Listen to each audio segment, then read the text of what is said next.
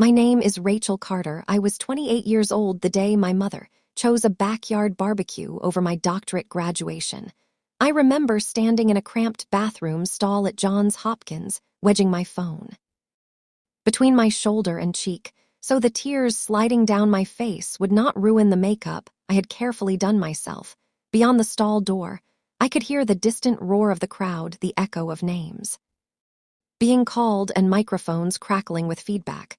But inside that tiny space, the only things I could hear were my own heartbeat pounding in my ears and my mother's voice replaying in my mind saying, "We already ate, honey." I stared at the message on my screen for nearly a full minute before the meaning truly sank in. "We already ate." Then another message popped up with a photo attached. It showed the long folding table in my parents' backyard, piled high with trays of ribs and brisket, people leaning together, laughing with red Solo cups raised in their hands, and my older brother standing proudly at the grill like he was some kind of hometown legend. The caption under the picture read, "So proud of you, best pit master in the city.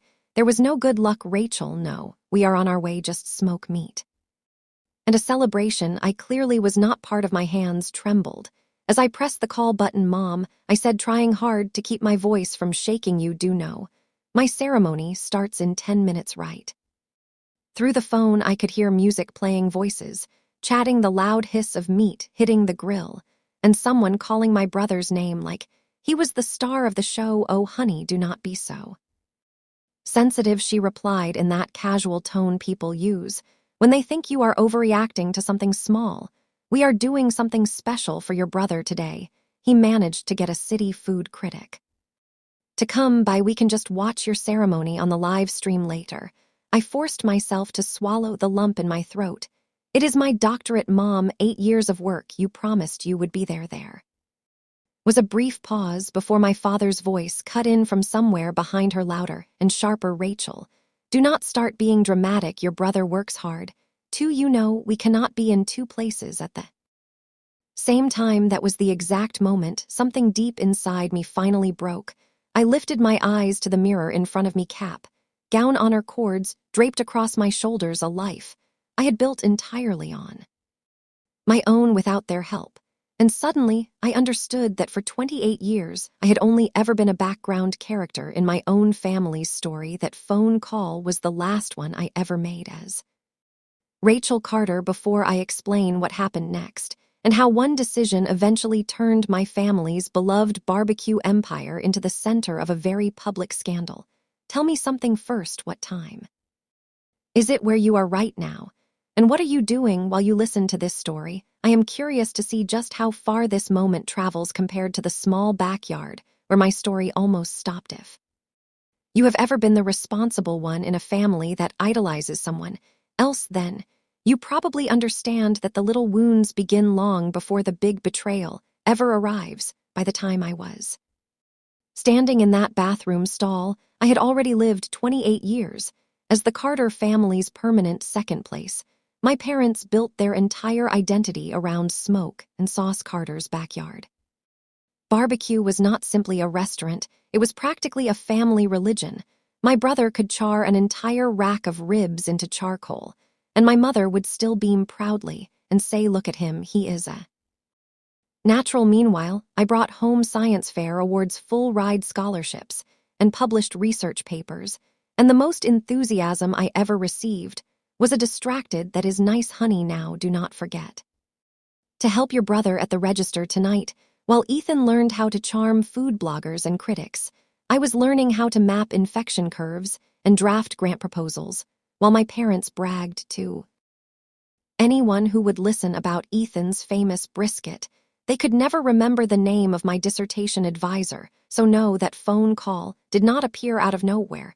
It was simply the first time I truly heard what they had been telling me all along: "You will never be our main event."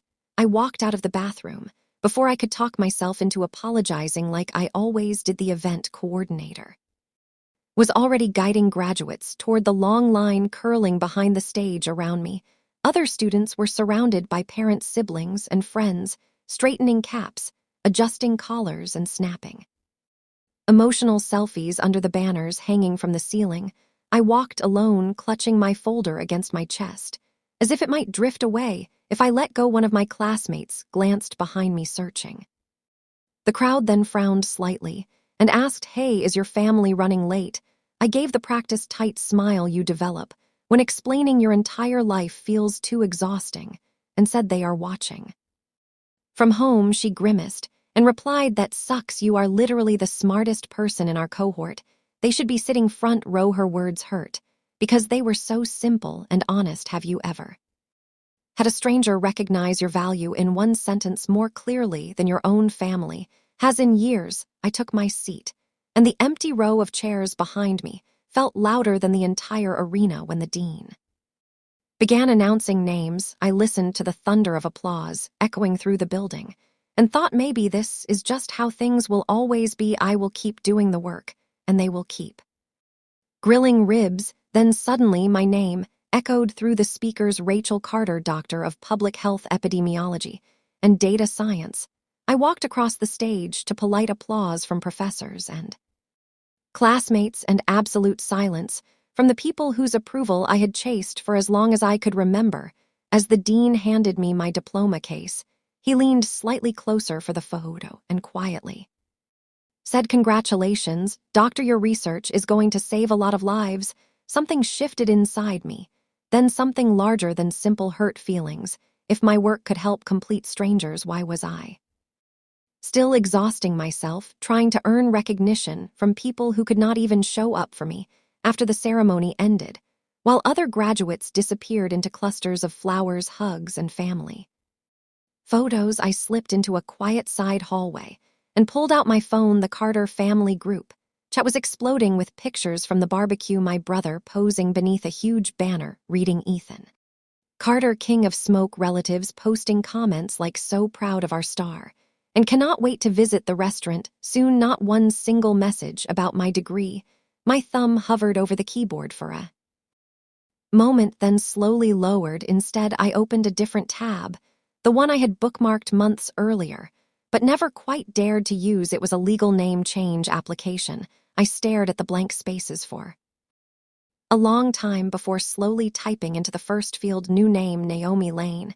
It was a name I had written in the margins of notebooks for years, the name I always imagined using someday when my real life finally began. Standing there in my doctoral gown, diploma case tucked under my arm, and the smell of barbecue practically leaking through my phone screen, I decided that someday had officially arrived. By the time the sun went down on my graduation day, Rachel Carter was already fading like smoke. That evening, I was not at a fancy restaurant celebrating or attending some family party. I was sitting at the small kitchen table in my cramped apartment with my laptop open and paperwork spread across the surface between a frozen pizza and an overdue electricity bill. Not exactly glamorous, but there was something strangely sacred about the quiet. No grill popping in the background, no beer bottles clinking together, no relatives calling my brother the pride of the family while I poured their iced tea. Just the low hum of the refrigerator and the soft tapping of my fingers as I quietly rewrote the details of my own life. If you have never changed your name legally before, it is an oddly emotional experience, a strange blend of paperwork and rebirth. I completed forms, printed affidavits, and scheduled a courthouse appointment under the line asking for the reason. I typed personal and professional identity. What I really wanted to write was, because I am done being the background character in a barbecue commercial. I posted a single photo from the ceremony to my private Instagram account, a simple image of me holding my cap with the stage already half dismantled behind me. The caption read, "Dr. Lane coming soon, friends." Quickly began commenting with confusion, followed by excitement asking, "Wait, are we changing names now?" Dr. Lane sounds like a superhero. One message in my inbox caught my attention immediately. It was from my grad school friend Jenna, who had moved to Seattle the previous year to work for a health tech startup. Lane, she wrote, "I like it. Are you still planning to take that interview with Northwatch Analytics?" I had almost forgotten about it. Weeks earlier, I had applied for a position with Northwatch, a company that used real-time data to detect disease outbreaks before they spread widely. They had been impressed by my dissertation about modeling foodborne illness patterns and offered me an interview after graduation back then. I hesitated. Moving from Baltimore all the way to Seattle felt enormous, leaving my hometown, the streets I grew up on, and the restaurant where I had been bussing tables since I was 12 seemed terrifying. After that barbecue phone call, the decision felt like breathing fresh air. I typed back immediately, "Yeah, I am completely in." The following morning, I woke up to 2 notifications. The first was from the court confirming my hearing date for the name change. The second came from Northwatch Analytics. "We would like to formally offer you the position of Senior Epidemiological Data Scientist, pending your start date." I stared at the screen and actually laughed out loud, a strange, disbelieving sound filling the quiet apartment. The universe was not being subtle at all. Within a single month, Rachel Carter became nothing more than a legal footnote, and Dr. Naomi Lane held a one-way plane ticket to Seattle. I informed my parents in the calmest, least dramatic way possible through a short email. "I graduated today." I wrote, "I will be changing my name for professional reasons, and I have accepted a job in Seattle with a public health data company. I wish you all the best with the restaurant." The message was polite, distant, and very unlike the Rachel who used to write 15-paragraph emails explaining every feeling she had. My mother responded to. "Days later, Seattle, that is far away." She wrote, "We assumed you would come home and help Ethan expand the business. Your brother could really use your brains with the financial side of things anyway. Congratulations on the degree. We are busy preparing for the summer festival. Huge opportunity for him. We will talk later." My father contributed a single thumbs up emoji to the family chat. My brother never responded at all. If you have ever waited for an apology that never arrived, then you already know the hollow feeling that silence creates. So I packed my entire life into 3 suitcases and 1 carry-on bag. On my final night in the city, I wrote a letter that I never actually mailed. "Dear Mom and Dad," it began, "one day you are going to realize that your daughter became a doctor, and you were not there to see it. One day you might need my help. And for the first time in my life, I am not sure I will answer the phone." I signed the letter, "Love, Naomi," then folded it carefully and slipped it into the back of my journal. It was never meant for them, it was meant for me. A clear line drawn across the past, a promise that I would no longer chase people who could not even walk across a parking lot for me. When the plane finally lifted from the runway and the city shrank beneath the clouds, I watched the lights blur together and thought, "Okay, Dr. Lane, let us see who you become when no one is calling you." Ethan's sister anymore. Seattle did not care who my brother was or how many trophies he had won for barbecue ribs. Seattle cared about data, and that was exactly what I needed. Northwatch Analytics occupied 2 floors of a glass building, overlooking the water, with open floor plans and whiteboards covered in equations. On my first day, my manager, a woman with blue streaked hair and permanent coffee in her hand, grinned at me and said, "We hunt ghosts in numbers here, little blips that tell us something bad is brewing before anyone else sees it. You ready to chase?" I dove into streams of hospital admissions, restaurant inspection, reports, social media complaints about food poisoning, and a mountain of other data sources. Our job was to spot patterns, clusters of symptoms in neighborhoods, spikes in ER visits that could signal an outbreak of something ugly. I loved it. It was like solving puzzles that could actually save lives. For the first time, my value was measurable in something other than how many plates I could carry at once. During the dinner rush months past, I learned to love the damp chill of Seattle mornings, the way the city smelled like rain and coffee instead of smoke and sauce. I made friends with coworkers who knew me only as Naomi, the epidemiologist who could stare at a spreadsheet until it confessed its secrets. When they asked about my family, I gave vague answers. We are complicated. One Tuesday afternoon, a notification popped up on my screen, automated flags from our algorithm. There was a small but notable cluster of severe gastrointestinal cases across 3 neighboring counties. At first glance, it looked like a typical seasonal spike, but the more I zoomed in, the more uncomfortable I felt the onset times were tight, the symptoms intense, and most disturbingly, the patients all mentioned eating at the same popular local chain in their intake notes.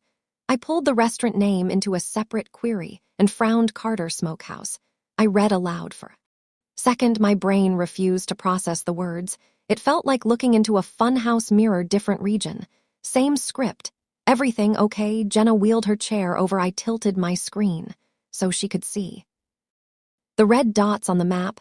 I think we have got a cluster linked to a restaurant chain. I said carefully, have you heard of Carter Smokehouse? Are you kidding?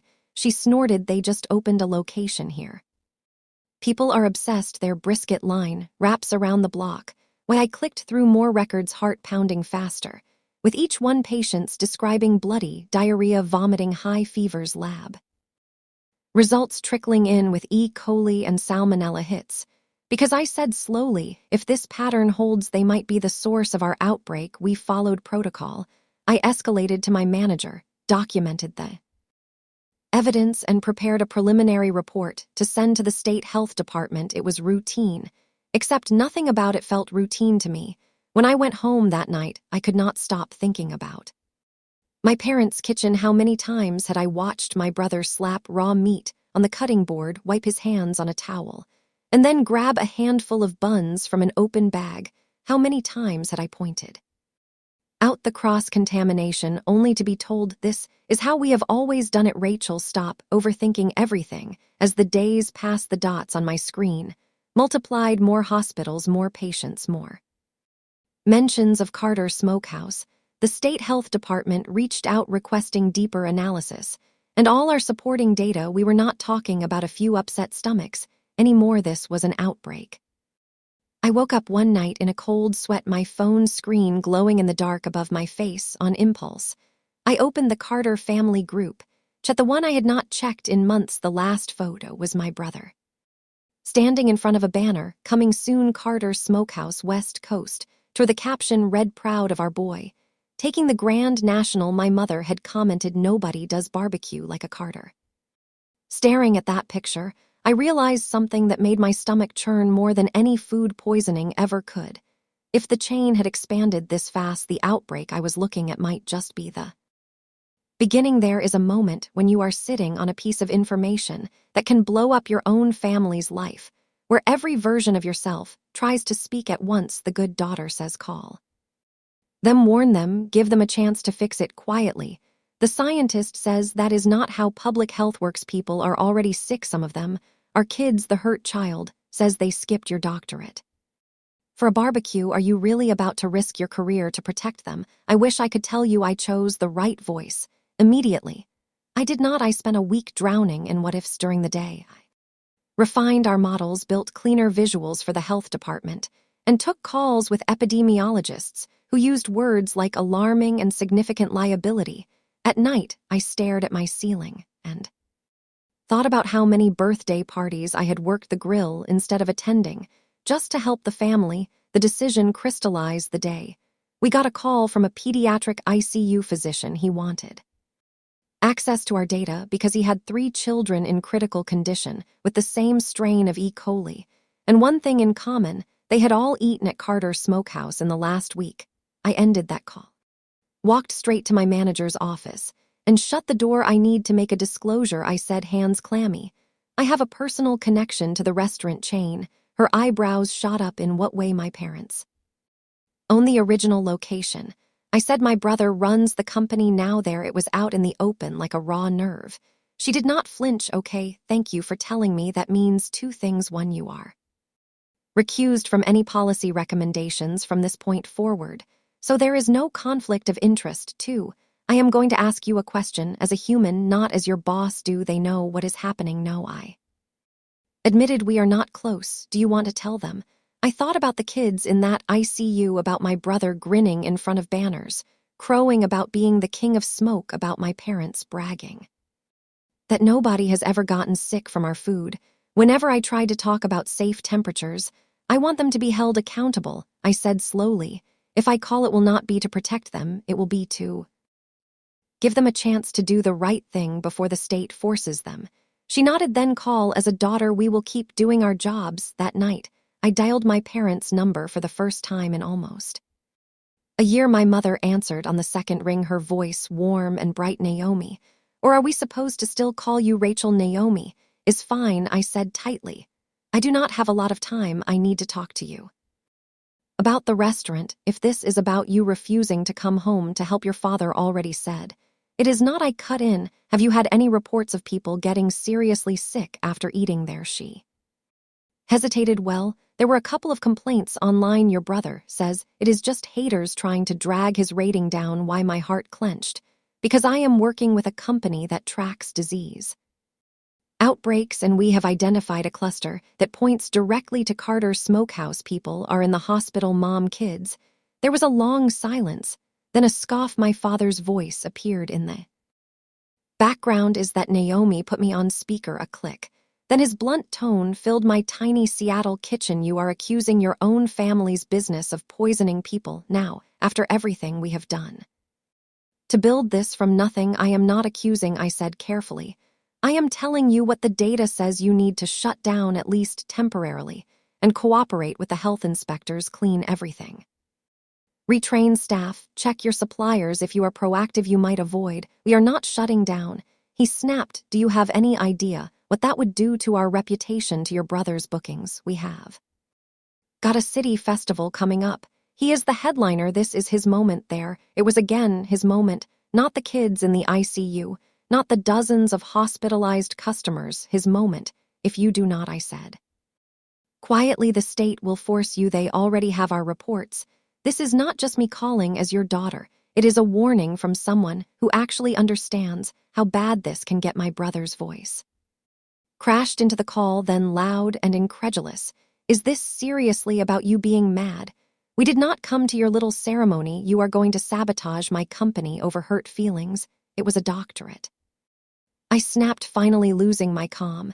And I am not sabotaging anything. I am trying to stop people from getting hurt. He laughed, bitter and disbelieving. You always did think your books and numbers were more important than real life. Real life, I echoed. Real life is a mother sitting next to her kid's hospital bed.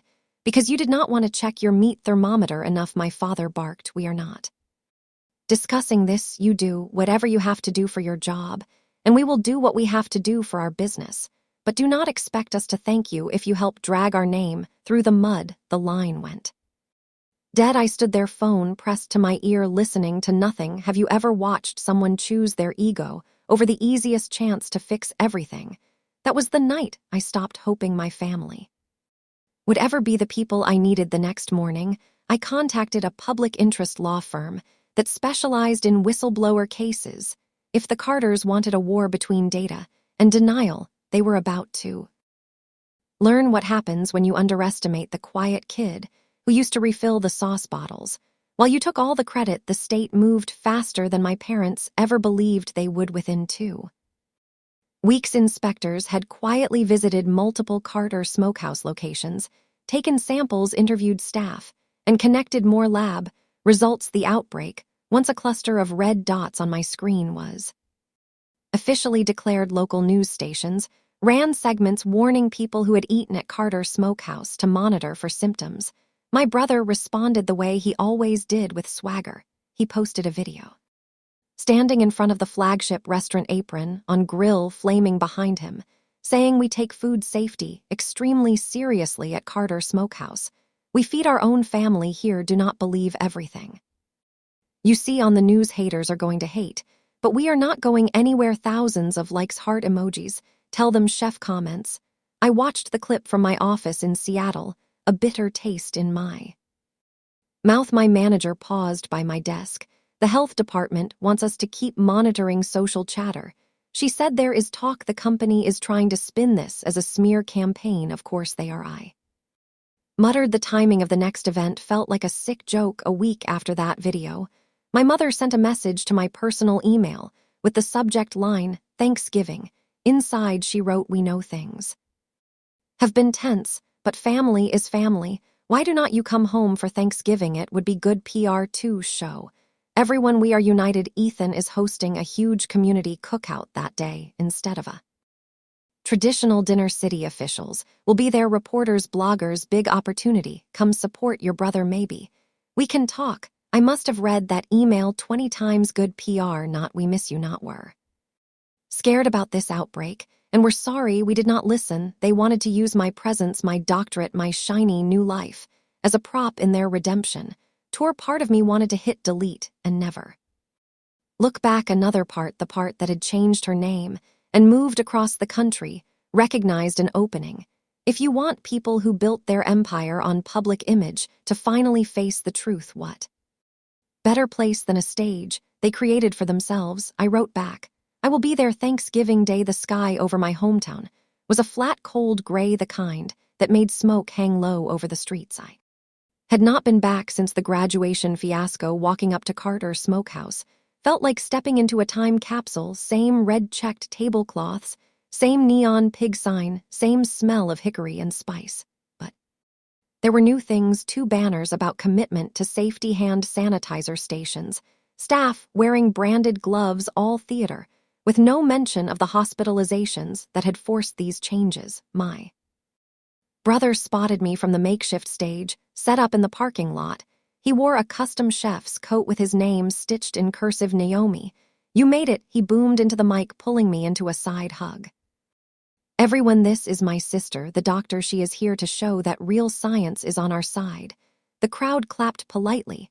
I stepped back, the urge to roll my eyes nearly uncontrollable. My mother fluttered behind him, whispering, just smile, honey, let people take pictures. This is important for us. Is it important for the families in the ICU? I asked quietly. Her face tightened. You really are determined to ruin this errant? You know, I said, I am determined to tell the truth. The event began like a twisted festival. Free samples, live music, local officials, shaking hands, news cameras circling. My brother strutted, tossing phrases like unfounded allegations. And we passed all our inspections. Into every interview I watched, arms folded, until my phone buzzed with a text from an unknown number. We're here 10 minutes.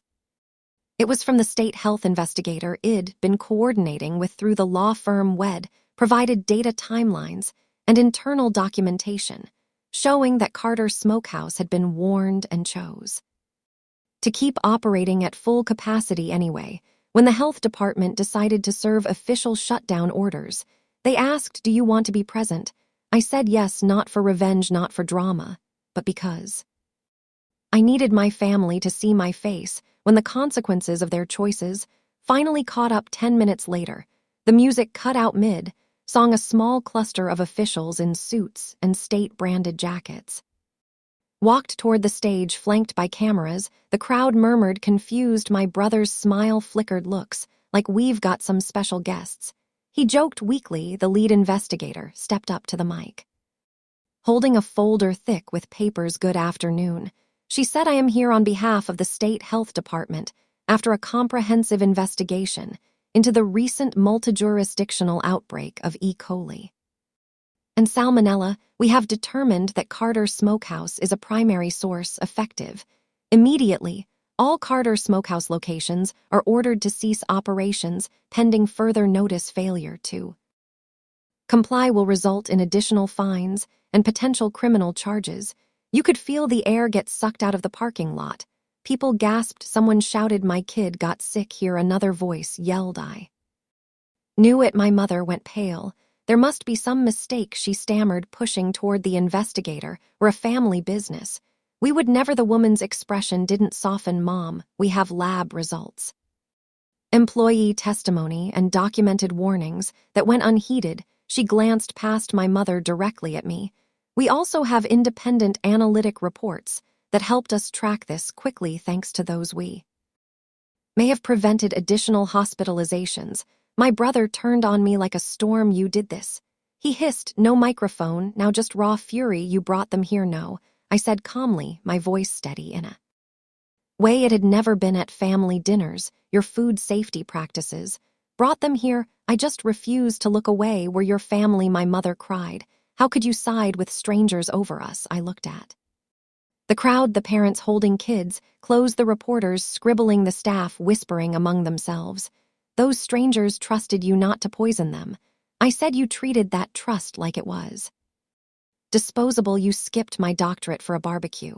And now your barbecue is the reason someone else's child might never graduate from anything. For once, there was no quick comeback, no you're being dramatic, no stop exaggerating, just three Carters on a stage, finally outnumbered by the truth. The fallout was exactly what my parents had been terrified of, and exactly what they had chosen by ignoring.